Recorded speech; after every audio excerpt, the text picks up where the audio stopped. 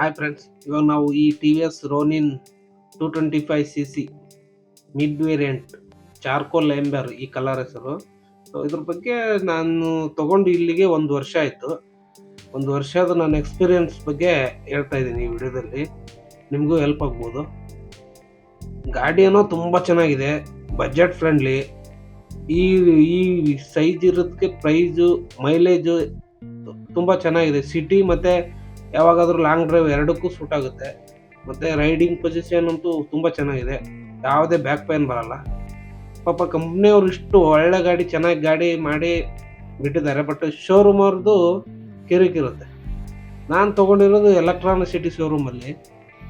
ನಾನು ಇಲ್ಲಿ ಸುತ್ತಮುತ್ತ ಇರೋರಿಗೆ ಹೇಳ್ತೀನಿ, ಇಲ್ಲಿ ಎಲೆಕ್ಟ್ರಾನಿಕ್ ಸಿಟಿ ಶೋರೂಮಲ್ಲಿ ಯಾರು ಇದ್ದರೆ ಯಾರು ತೊಗೊಳಕ್ಕೆ ಹೋಗ್ಬೇಡಿ. ಇಲ್ಲಿ ಬೇಕಾದ್ರೆ ಪಕ್ಕದಲ್ಲಿ ಬೊಮ್ಮಸಂದ್ರದಲ್ಲಿದೆ, ಬೊಮ್ಮನಹಳ್ಳಿ ಇದೆ, ಹೊಸ ರೋಡಲ್ಲಾಗಿದೆ, ಅಲ್ಲಿ ಬೇಕಾದ್ರೆ ಎಲ್ಲಾದರೂ ಹೋಗಿ ತೊಗೊಳ್ಳಿ.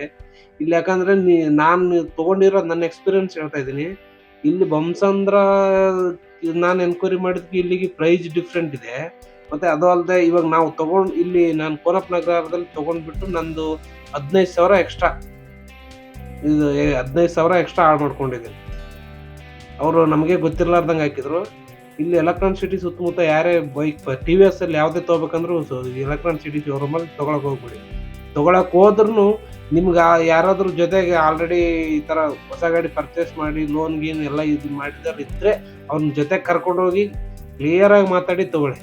ಯಾಕಂದರೆ ಅವ್ರು ನೀವು ಅಡ್ವಾನ್ಸ್ ಪೇ ಮಾಡೋ ತನಕ ಆರಾಮಾಗಿ ನಿಮ್ಗೆ ಹೆಂಗೆ ಬೇಕು ಹಂಗೆ ರೆಸ್ಪಾನ್ಸ್ ಮಾಡ್ತಾರೆ. ಅಡ್ವಾನ್ಸ್ ಕಟ್ಟಿದ ಮೇಲೆ ಮುಗೀತು, ಅವ್ರು ನೀವು ಹೋದ್ರೆ ಕ್ಯಾರೇ ಮಾಡಲ್ಲ.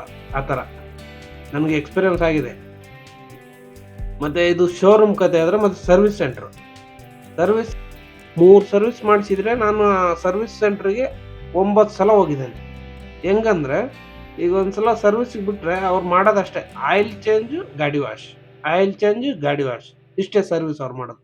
ಇದರಲ್ಲಿ ಏನಾದರೂ ಚಿಕ್ಕ ಪುಟ್ಟ ಏನಾದರೂ ಸೆನ್ಸರ್ ಪ್ರಾಬ್ಲಮು ಅದು ಇದು ಪ್ರಾಬ್ಲಮ್ ಬರುತ್ತಲ್ಲ, ನೀವು ಹೇಳಿರ್ತೀರಲ್ಲ, ಅದು ಹೇಳ್ರಿ, ಅವ್ರು ಕೇಳ್ತಾರೆ, ಬಟ್ ರೆಡಿ ಮಾಡಲ್ಲ. ಓಕೆ ಸರ್ ರೆಡಿ ಆಗಿದೆ ಅಂತ ವಾಪಸ್ ಕೊಡ್ತಾರೆ. ನೀವು ತೊಗೊಂಡು ಮನೆಗೆ ಬರ್ರಿ, ಮತ್ತೆ ಅದೇ ಪ್ರಾಬ್ಲಮ್ ಬರುತ್ತೆ, ಅವಾಗ ಮತ್ತೆ ನೀವು ಶೋರೂಮ್ಗೆ ಹೋಗ್ಬೇಕು, ಮತ್ತೆ ಸೇಮ್ ರಿಪೀಟ್. ಆಮೇಲೆ ನೀವೇ ಬೇಜಾರಾಗ್ಬಿಟ್ಟು ಎಲ್ಲೋ ಬೇರೆ ಕಡೆ ತೋರಿಸ್ಕೋಬೇಕು, ಆ ಥರ. ಬಟ್ ಮಾತಾಡೋದು ಮಾತ್ರ ಸರ್ವಿಸ್ ಸೆಂಟ್ರಲ್ಲಿ ಒಳ್ಳೆ ರೆಸ್ಪಾನ್ಸ್, ಚೆನ್ನಾಗಿ ಮಾತಾಡ್ತಾರೆ, ಫ್ರೆಂಡ್ಲಿಯಾಗಿ ಮಾತಾಡ್ತಾರೆ.